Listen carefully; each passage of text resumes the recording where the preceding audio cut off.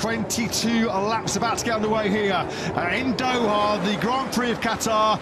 Lights out, and we're underway here in Losail. He's nailed that start again from pole position, as is number 93 for Marc Marquez. Alex Marquez got away well too from second on the grid. Maverick Vinales immediately trying to find a way through on the KTM on the inside of Fabio Quartararo. Oh, contact there between Alex Marquez and Marc Marquez, and out of nowhere, Frankie Morbidelli pinches the lead on the VR46 Ducati. Definitely saw some bodywork falling off, and it looked bright red. Yeah. It was off Marc Marquez's Ducati, so it's Frankie Morbidelli that leads from Marc Marquez and Maverick Vinales. Alex Marquez is in fourth place. Quartararo, a loser off the line, he's down to sixth.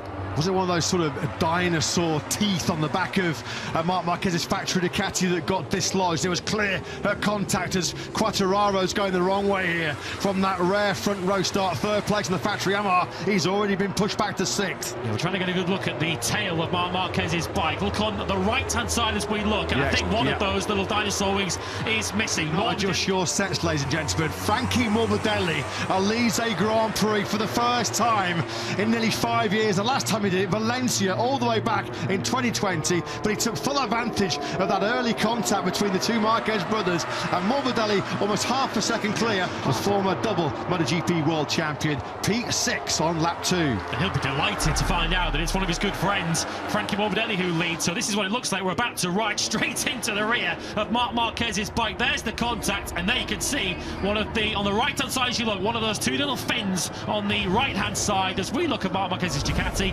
flies off. Finding his way through on Alex Rins. Morbidelli it is, though. They've still got quite a comfortable buffer at the front of this Grand Prix as Johan Zarco ascends it on the inside of Fabio Quartararo in that battle between the two Frenchmen. Zarco's gone past his fellow Frenchman Quartararo, who's now got Aldeguer for company. Different class again, isn't he, Zarco? Aldeguer, that's a dive bomb on the inside of Quartararo.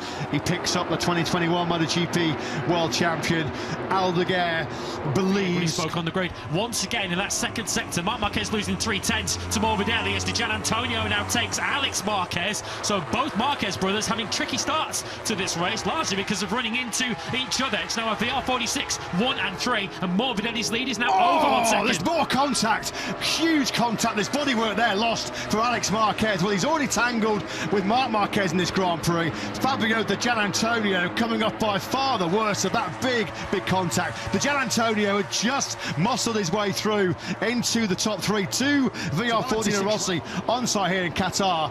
Just caught the back end of that. We're going to try and see a replay to see exactly what happened. Was that Marquez? What is not up for any doubt is Alex Marquez plunges back to 8th place, and the Gian Antonio, having been 3rd, is now 21st on the road. And Bagnaia is already into the podium places and 1 place behind his teammate Marc Marquez. It might all be coming up 63 now, as it did in Austin a couple of weeks ago. Bagnaia could not have dreamt of a better first few laps than this. We're on board then with the Gian Antonio. Into turn 12 we go, and slamming into the side of Digia goes Alex Marquez. Quite rightly, the FIA MotoGP stewards are looking at that one. Alex Marquez puts his hand up. I think Fabio he put his hand up straight away to the Gian Antonio. So the streak of second places surely coming to an end for the 73. Irresponsible riding. He's got a trip through the long lap penalty loop coming his way. Balance of power about to shift here between the two factory Ducatis. Bagnaia breezes through on his teammate Marc Marquez up into second place, and Bagnaia will not be able to believe his eyes the way this Grand Prix is going on. We're on lap 5. He's ahead of Marc Marquez into second place, and he's only got Frankie Morbidelli up the road. How much is that damaged rear aero impacting Marc Marquez's early challenge here in this Grand Prix of Qatar, or is he just content to try and conserve some tyre life? He said himself. I don't think anybody saw this scenario emerging. Bagnaia easing his way through on Marc Marquez on this 5th lap of 22. This was the Gian Antonio. Now that was as clean as a whistle, wasn't it, that move on the inside of Alex Marquez going through turn 10. And then there was the massive contact.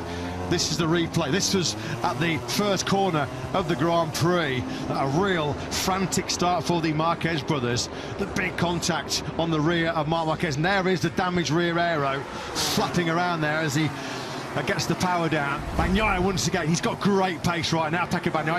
He's already been around turn 6 once, he's allowed one more, but he chooses to come through the long lap penalty now. And look at all of those points that are going to disappear on his left. He jammed on the front brake there hard, then he going into that long lap penalty loop. It'll be dusty and dirty there as he swept into Frankie. I could do better, says Johann Zarco.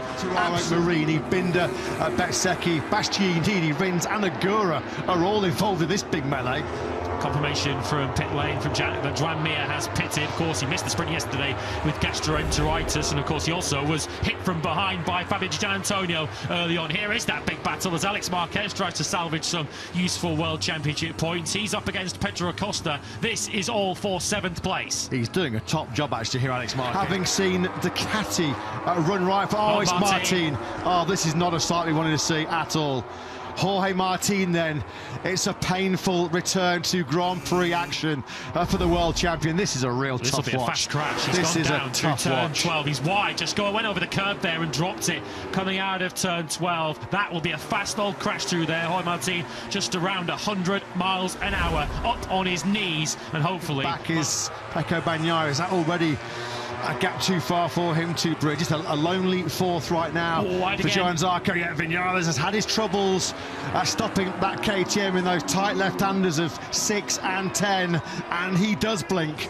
Well, we said who will blink first, and what, within 2 or 3 corners, it was Vinales. Mark back at the front. So Marc Marquez now with empty tarmac ahead of him. Does he now try and pull the 5? This is 6 now, where he's had problems in the last 2 laps, and this was the problem which ultimately cost him the race lead. Yeah. A couple of laps before this, we saw him run wide. He had a good look to his left there because he knew he was going to make sure he gave plenty of room for Marc Marquez. Didn't want to cut back on the racing line. And from Brad Binder, who we're now watching on screen here, taking 10th from Marco Bezzecchi. Maverick Vinales in the last stage of this. The rate he's catching. Jorge Martin has been taken to the medical centre. We hope that is just for a precautionary check. And Pekka Bagnaia both said Mark was playing with us. You get the feeling that history is repeating itself a little bit here. The late attack that he was confident. Pekka Bagnaia is going to be quite relieved at the checkered flag because he's continuing to lose pace and he's reversing back towards this battle that we're watching for 4th, 5th and 6th. Bagnaia is going to have to settle then for 3rd place from 11th on the grid. It's going to be 2nd for Maverick Vinales tonight, but in the end Marc Marquez has been too strong. He's 1 corner away from yet another victory. Yeah, and he's going to once again assume complete and utter control of the MotoGP World Championship in 2025. Out of the final corner we go. Well, he cracked in Kota, but he conquers Qatar. Marc Marquez is victorious here in Doha for the first time since 2014. He wins by nearly 2 seconds clear of a brilliant Maverick Vinales. Top performance by Top Gun, his first KTM podium in 2nd place. Pekka Bagnaia, a great comeback for him in Qatar, 11th